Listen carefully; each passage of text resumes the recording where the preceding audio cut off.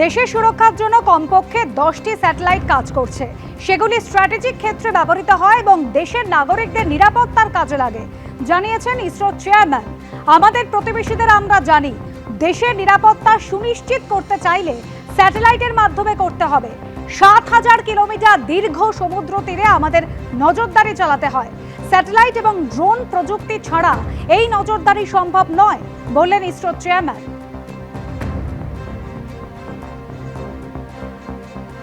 Our neighbors, you all know, I need not explain. If we have to ensure safety of this country, we have to really serve through the satellite.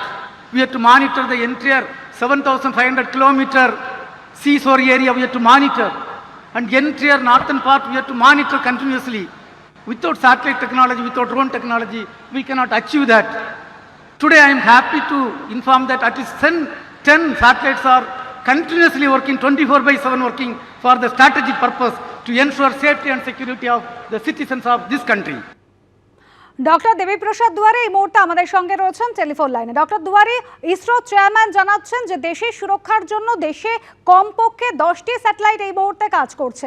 এখন আকাশপথে নজরদারি এবং দেশের নাগরিকদের সুরক্ষার জন্য ভারত প্রযুক্তিগতভাবে কতটা উন্নতি করেছে, কোথায় দাঁড়িয়ে রয়েছে? দেখুন, ভূ পর্যবেক্ষণের ক্ষেত্রে ভারতবর্ষের উপগ্রহরা কিন্তু বেশ কয়েক দশক ধরে খুব সুন্দরভাবে সুনিপুণভাবে কাজ করে চলেছে। এই ভূ পর্যবেক্ষণ মানে ভারতবর্ষ এবং ভারতবর্ষের আশেপাশে অঞ্চলে জল, খনিজ সম্পদ, কোথায় বন্যা হচ্ছে, কোথায় খরা হচ্ছে, এই জিনিসগুলো ভালোভাবে তারা দেখে আমাদেরকে জানাতেন। কিন্তু তার সঙ্গে মনে রাখতে হবে, তারা যে সূক্ষ্মভাবে পৃথিবীকে পর্যবেক্ষণ করছেন, অন্তত ভারতের মূল যে ভূখণ্ড এবং তার আশপাশ অঞ্চলে, সেখানে কিন্তু ধরা পড়তে পারে আরো অনেক কিছু জিনিস, যেটা এই মুহূর্তে আমরা জানতে পারছি যে প্রতিরক্ষা ক্ষেত্রেও আমাদের অনেক কিছু নতুন নতুন তথ্য জানান দিচ্ছে ভারতের উপগ্রহরা, যেগুলো এমনিতে হয়তো আমাদের জানা থাকার কথা নয়।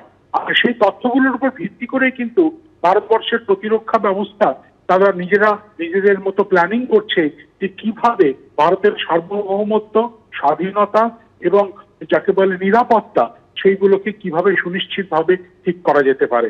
সুতরাং আমি মনে করি যে মহাকাশ প্রযুক্তির দিক থেকে ইসরো যেমন বিভিন্ন গ্রহের, চাঁদের উপলক্ষে বা আমাদের আবহাওয়া মণ্ডল বা পৃথিবীর সাধারণভাবে যেভাবে পর্যবেক্ষণ করে চলেছে, তার সঙ্গে সঙ্গে এটাও মনে রাখতে হবে, এটা একটা বিরাট বড় দিক যে আমাদের দেশের সুরক্ষা এবং কি ঘটে চলেছে সেই ঘটনার সত্যতা জানানোর জন্য যে উপগ্রহরা কাজ করেছে, এটা কিন্তু অনস্বীকার্য। সেই জন্যই আগামী দিনে আমার মনে হয় যে এই সমস্ত আমরা যে ঘটনাগুলো ঘটে চলেছে, তার থেকে উচিত শিক্ষা নিয়ে আরো শক্তভাবে, আরো সুনিপুণভাবে, আরো জোরালোভাবে ভারতবর্ষ যাতে ঠিক অবস্থায় থাকে, সে শুধু যুদ্ধগত দিক থেকে নয়, সামাজিকভাবে, অর্থনৈতিকভাবে, এমনকি তার কৃষি ক্ষেত্রে তার যে সমস্ত বিপর্যয় ঘটতে পারে সেই সমস্ত ক্ষেত্রে, সব ক্ষেত্রেই যাতে আমরা জানতে পারি, তার জন্য আমার মনে হয় ইসরো আরো নতুন করে কাজ করবে। একেবারে অনেক ধন্যবাদ ডক্টর দুয়ারে।